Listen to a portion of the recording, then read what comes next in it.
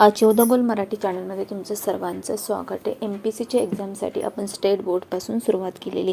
MPSCचे आपण सर्वात पहिले बेसिक कंप्लीट करणार आहे, त्यानंतर तुमचे रेफरन्स बुक आपण कवर करणार आहोत. तर सर्वात पहिले आपण बेसिकसाठी NCERT आणि स्टेट बोर्डची सर्व पुस्तक 6वी ते 12वीपर्यंत सर्व कवर करणार आहोत. त्यामुळे तुम्ही चॅनलवर नवीन असेल तर चॅनलला सबस्क्राईब करा आणि लाईक करा. तर बघा, आपण स्टेट बोर्ड आणि NCERT दोन्ही कवर करणार आहोत. आता आपण स्टेट बोर्ड स्टार्ट केलं आहे, NCERT पण लवकरच स्टार्ट करू. तर बघा, स्टेट बोर्डमध्ये तुमचं इयत्ता 6वीचं इतिहास व नागरिकशास्त्रामधला हा आपला 4थं लेक्चर आहे, वैदिक संस्कृती. यामध्ये आपण काय शिकणार आहोत? वैदिक संस्कृती. तर वैदिक संस्कृतीमध्ये आपण काय काय शिकणार आहे? वैदिक वाङ्मय, कुटुंब व्यवस्था, दैनंदिन जीवन, शेती, पशुपालन, आर्थिक आणि सामाजिक जीवन, धर्मकल्पना, शासन व्यवस्था, वैदिक वाङ्मय, हे सर्व आपण या चॅप्टरमध्ये शिकणार आहोत. तर सर्वात पहिले आपण बघणार आहोत वैदिक वाङ्मय. वैदिक वाङ्मय, तर बघा, वेद वाङ्मयावर आधारित संस्कृती म्हणजे वैदिक संस्कृती. तर हा पण तुम्हाला क्वेश्चन येऊ शकतो, वैदिक संस्कृती म्हणजे काय? वेद वाङ्मयावर आधारित संस्कृती म्हणजे वैदिक संस्कृती होय. वेद हे आपले सर्वाधिक प्राचीन साहित्य मानले जाते. वेद हे आपले सर्वात प्राचीन साहित्य मानले जाते. वेदाची निर्मिती अनेक ऋषींनी केली. वेदातील काही सूक्ते स्त्रियांनाही स्फुरलेली आहेत. वैदिक वाङ्मयाची भाषा संस्कृत होती. ते बघा, हे पण तुमच्यासाठी खूप इम्पॉर्टंट आहे. कोणती भाषा होती? तर वैदिक वाङ्मयाची कोणती भाषा होती? संस्कृती. वैदिक वाङ्मय अत्यंत समृद्ध आहे. ऋग्वेद हा त्यातील मूळ ग्रंथ मानला जातो. बघा, वैदिक वाङ्मयामध्ये ऋग्वेद हा मूळ ग्रंथ मानला जातो. कोणता? ऋग्वेद. त्यानंतर बघा, तो काव्य रूप आहे. तर ऋग्वेद कसं आहे? काव्य रूप आहे. ऋग्वेदासह यजुर्वेद, सामवेद, अथर्ववेद. तर वेदाचे प्रकार किती? ते हा पण तुम्हाला क्वेश्चन बनतो.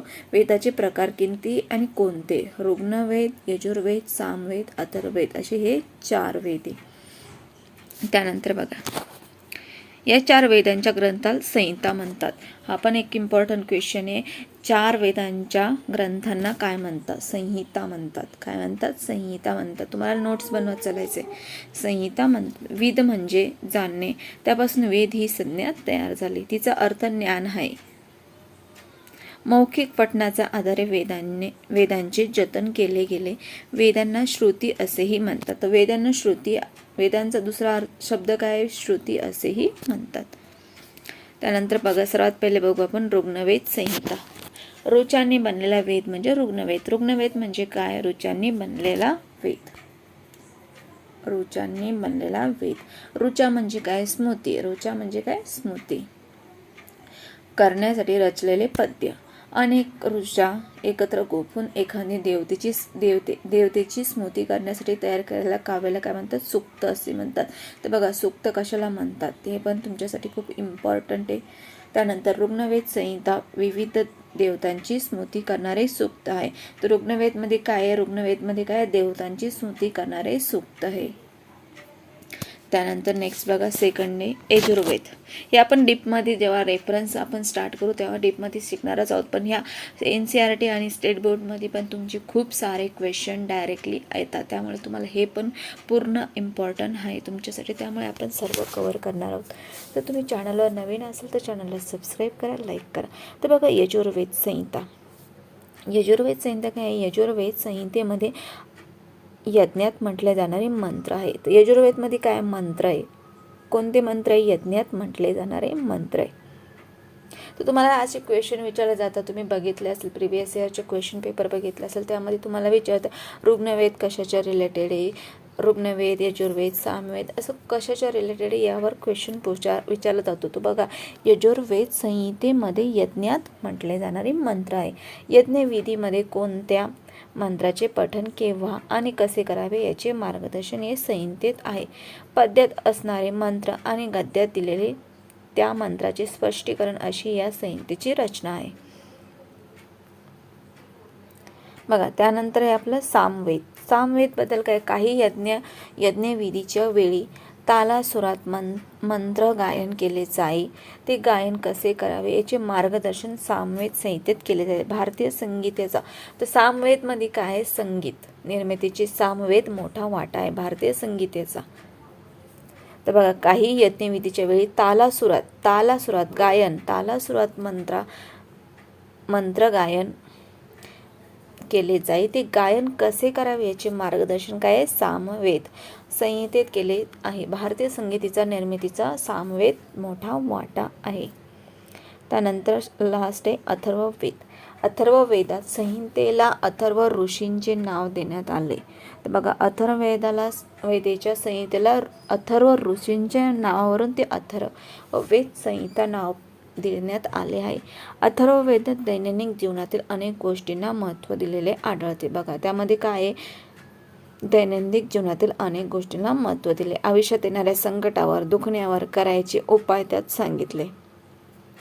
तसेच अनेक औषधी वनस्पतींची माहितीही त्यात दिलेली आहे. राजाने राज्य कसे करावे याचेही मार्गदर्शन त्यात केले. संहिताच्या रचनेनंतर ब्राह्मण ग्रंथ, आरण्यक, उपनिषदे यांची रचना केली. यांचाही समावेश वेदवाङ्मयात केला जातो. त्यानंतर आपण बघूया ब्राह्मण ग्रंथ. ब्राह्मण ग्रंथ म्हणजे यज्ञविधीमध्ये वेदांचा वापर कसा करावा हे सांगणाऱ्या ग्रंथाला काय म्हणतात, ब्राह्मण ग्रंथ. तर ब्राह्मण ग्रंथ कशाला म्हणतात हे पण खूप इम्पॉर्टंट आहे. यज्ञविधीमध्ये वेदांचा वापर कसा करावा हे सांगण्याच्या ग्रंथाला काय म्हणतात, ब्राह्मण ग्रंथ प्रत्येक वेदांचे स्वतंत्र ब्राह्मण ग्रंथ आहेत. अरण्यात जाऊन एकाग्र चिंताने केलेले चिंतन म्हणजे आरण्यक ग्रंथामध्ये मांडले आहे. तर आरण्यक ग्रंथामध्ये काय मांडलेले आहे, अरण्यात जाऊन एकाग्र चिंताने केलेले चिंतन. त्यानंतर बघा, यज्ञविधी पार पाडत असताना कोणत्याही प्रकारची चूक होऊ नये याची खबरदारी यात घेतलेली आहे. यज्ञ पाडत असताना कोणतीही प्रकारची चूक होऊ नये याची खबरदारी यात घेतलेली आहे. त्यानंतर बघा, उपनिषदे म्हणजे गुरुजवळ बसून मिळवलेले ज्ञान. तर उपनिषदे कशाला म्हणतात, गुरुजवळ बसून मिळवलेले ज्ञान. जन्म मृत्यूसारख्या घटनाबद्दल अनेक प्रश्न आपल्या मनात येत असतात. या प्रश्नांची उत्तरे सहज मिळत नाही. अशा गहन प्रश्नावर उपनिषदामध्ये चर्चा केली आहे. तर उपनिषदामध्ये कसली चर्चा केली ते पण बघा. त्यानंतर बघा, 4 वेद, ब्राह्मण ग्रंथ, आरण्यके आणि उपनिषद रचण्यास सुमारे 1500 वर्ष कालावधी लागला. बघा, ते रचण्यासाठी किती कालावधी लागला, 1500 वर्ष. त्या कालावधीत वेदकालीन संस्कृती अनेक बदल होत गेले. त्या बदलांचा आणि वेदकालीन लोकजीवनाचा अभ्यास करण्यासाठी वैदिक वाङ्मय हे महत्त्वाचे साधन आहे. त्यानंतर बघा, कुटुंब व्यवस्था आणि दैनंदिन जीवन. वेदकाळात एकत्र कुटुंब पद्धती होती. तर वेदकाळात काय होतं, एकत्र कुटुंब पद्धत होती. कुटुंबातील कर्ता पुरुष, घराचा प्रमुख म्हणजे गृहपती असे. गृहपतीच्या परिवाराचा त्याचे वृद्ध मातापिता, त्याचे लहान भाऊ आणि त्या भावांचे परिवार, त्यांची पत्नी आणि मुले, त्यांच्या मुलांचा परिवार, अशा सर्वांचा समावेश आहे. कुटुंबामध्ये बघा किती जणांचा समावेश. ही कुटुंब व्यवस्था पुरुष प्रधान होती. तर पुरुष प्रधान कुटुंब व्यवस्था होती. सुरुवातीच्या काळात लोहामुद्रा, गार्गी, मैत्रेयी अशा काही विद्वान स्त्रियांचे उल्लेख वैदिक साहित्यात आढळतात. तर बघा, वैदिक साहित्यात कोणत्या स्त्रियांचे, लोपामुद्रा, गार्गी, मैत्रेयी अशा काही विद्वान स्त्रियांचे उल्लेख वैदिक साहित्यात आढळतात. परंतु हळूहळू स्त्रियांवरील बंधने वाढत गेली. त्यांचे कुटुंबातील आणि समाजातील स्थान अधिकाधिक दुय्यम होत गेले. वेदकाळातील घरे कशी होती, मातीची किंवा कुडांची असत. गवत किंवा वेलींची जाडसर तट्टे विणून त्यांच्यावर शेण माती लिंपून तयार केलेली भिंत म्हणजे कुड. कुड म्हणजे काय, गवत किंवा वेलीची जाडसर तट्टे विणून त्याच्यावर शेण मातीने लिपून तयार केलेली भिंत म्हणजे कुड. या घरांच्या जमिनी शेणा मातीने सावरलेल्या असत. घरासाठी गृह किंवा शाला हे शब्द वापरले जातात. तर घरासाठी काय कोणते शब्द वापरले जातात? गृह किंवा शाला. वेदकालीन लोकांच्या आहारामध्ये प्रामुख्याने, तर बघा आहारामध्ये काय काय असेल? गहू, सातू, तांदूळ या तृणधान्याचा समावेश होता. त्यापासून ते विविध पदार्थ बनवत असत. वैदिक वाङ्मय यव, गोधूम, व्रीही यासारखे शब्द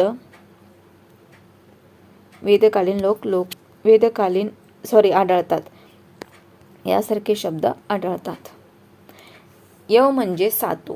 तर यव म्हणजे काय? सातू, बार्ली. गोधूम म्हणजे गहू. गव्हाला काय म्हणायचे? गोधूम. आणि बार्ली आणि सातूला काय म्हणायचे? यव. व्रीही म्हणजे तांदूळ. तांदूळला काय म्हणायचे? व्रीही. दूध, दही, लोणी, तूप, मध हे पदार्थ त्यांच्या आवडीचे होते. उडीद, मसूर आणि तीळ तसेच मांस या पदार्थांचाही त्यांच्या आहारात समावेश होता. तर बघा वेदकाळातील घरे कशी होती? वेदकाळातील घरे तुम्हाला या चित्रामध्ये दिसते. वेदकालीन लोक लोकरी आणि सुती वस्त्रे वापरत. ते लोकरी आणि सुती वस्त्रे वल्कले म्हणजे झाडांच्या सालीपासून तयार केलेली वस्त्रेही वापरत.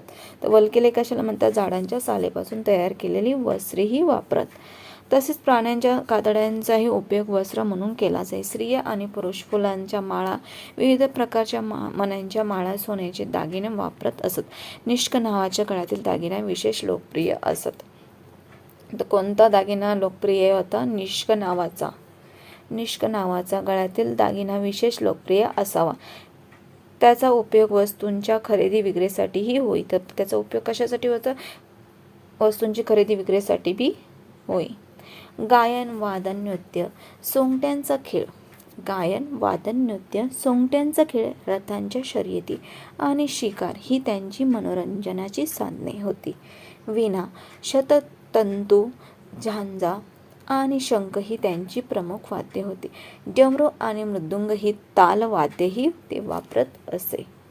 तर बघा गायन, वादन, नृत्य, सोंगट्या खेळ, रथांच्या शर्यती आणि शिकार ही त्यांची मनोरंजनाची साधने होती. तर मनोरंजनाची साधने बघितले. त्यानंतर बघा वीणा, शततंतू, झांजा आणि शंख ही त्यांची प्रमुख वाद्ये होती. त्यांची प्रमुख वाद्ये कोणती होती हे पण आता आपण बघितलं, ते पण खूप इम्पॉर्टंट आहे.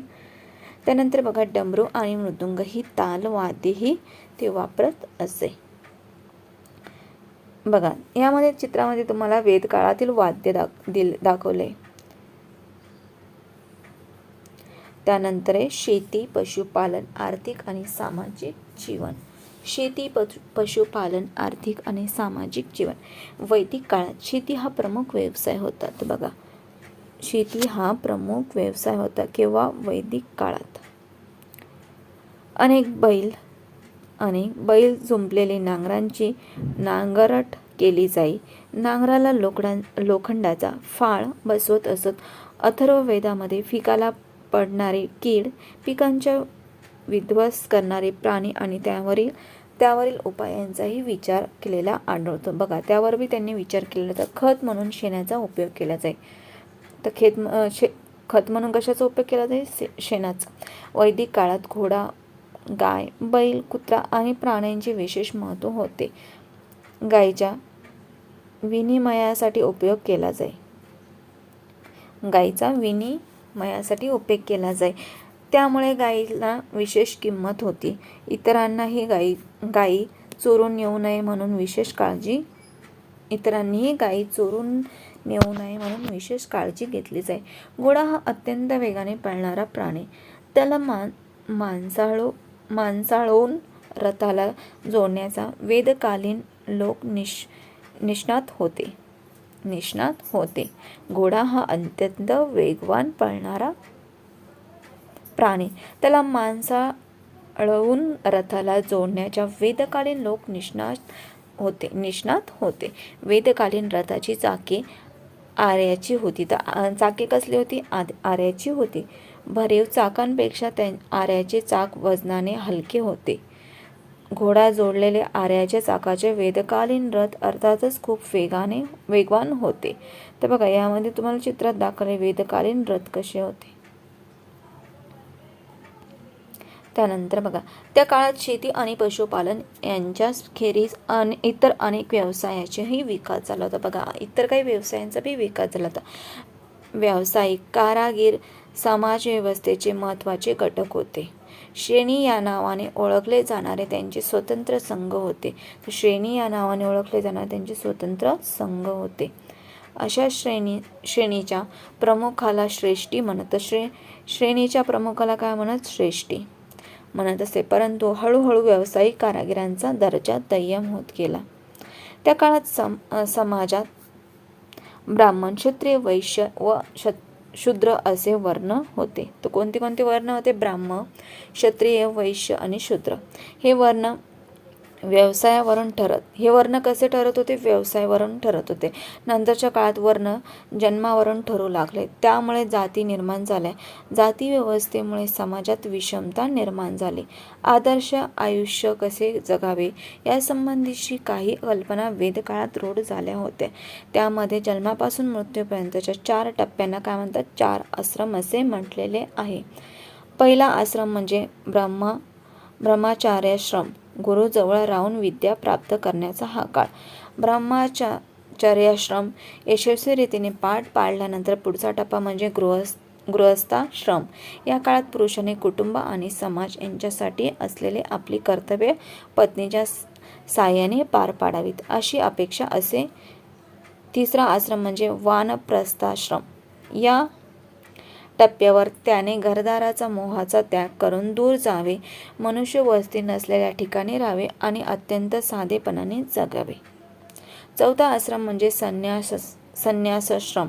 या टप्प्यावर मनुष्याने सर्व नात्यांचा त्याग करून मनुष्य जन्माचा अर्थ समजून घेण्यासाठी जगावे. फार काळ एके ठिकाणी राहू नये असा संकेत होता. त्यानंतर धर्मकल्पना. वेदकालीन धर्मकल्पनांमध्ये निसर्गातील सूर्य, वारा, पाऊस, वीज, वादळे, नद्या यासारख्या निसर्गातील शक्तींना देवता रूप दिलेले होते. तर देवता रूप कशाला दिलेले होते? वेदकालीन धर्मकल्पनांमध्ये निसर्गातील सूर्य, वारा, पाऊस, वीज, वादळे, नद्या यासारख्या निसर्गातील शक्तींना त्या जीवनदायी ठराव्यात म्हणून वेदांमध्ये त्यांच्या प्रार्थना केलेल्या आहेत. त्यांना प्रसन्न ठेवण्यासाठी वेदकालीन लोक अग्नीमध्ये विविध पदार्थ अर्पण करत. त्याला हवी असे म्हणत. त्याला काय म्हणत? हवी. अशा तऱ्हेने अग्नीमध्ये हवी अर्पण करण्याची विधी म्हणजे यज्ञ. सुरुवातीला यज्ञविधींचे स्वरूप साधे होते.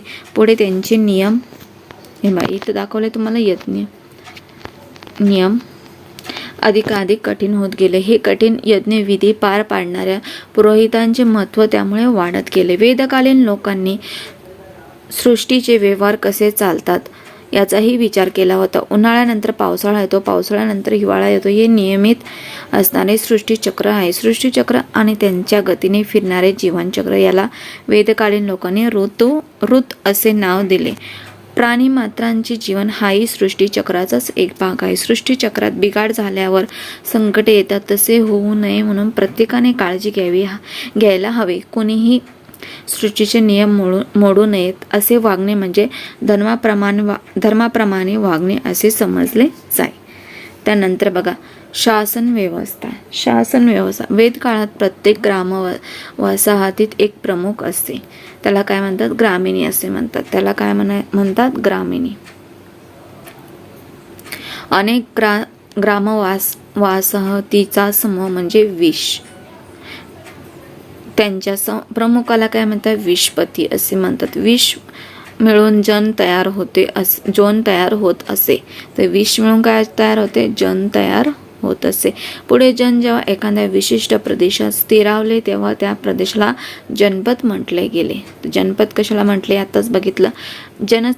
जनच्या प्रमुखाला काय म्हणत? नृप किंवा राजा म्हटले जाई. तर काय म्हटले जाई? नृप किंवा राजा. प्रजेचे रक्षण करणे, कर गोळा करणे आणि उत्तम राज्यकारभार करणे ही राजाची कर्तव्य होती. राजाची कर्तव्य काय होती? कर गोळा प्रजेचे रक्षण करणे, कर गोळा करणे आणि उत्तम राज्यकारभार करणे ही राजाची कर्तव्ये होती. राज्यकारभार उत्तम रीतीने चालण्यास सहाय्य करण्यासाठी राजाने अधिकारी नेमलेले असत. पुरोहित आणि सेनापती हे विशेष महत्त्वाचे अधिकारी होते. कर वसुली करण्यासाठी नेमलेले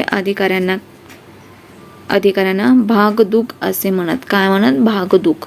भाग म्हणजे वाटा, ज्यांच्या उत्पन्नातील राजाचा भाग गोळा करणारा. तो भागदूत राजाला मार्गदर्शन करण्यासाठी सभा, समिती, विद्वत आणि जन अशा 4 संस्था होत्या. त्यामध्ये राज्यातील लोक सहभागी होत. सभा आणि विद्वत या संस्थांच्या कामकाजातील स्त्रियांचाही सहभाग असे. राज्यातील श्रेष्ठ व्यक्तीच्या मंडळास सभा म्हणत. श्रेष्ठ व्यक्तींच्या मंडळास काय म्हणत? सभा म्हणत. तर लोकांच्या सर्वसाधारण बैठकीत समिती असे म्हणत. समितीमध्ये लोकांचा सहभाग असे. पुढे वैदिक विचार प्रवाहात स्मृती व पुराण नावाचे वाङ्मय निर्माण झाले. कोणते?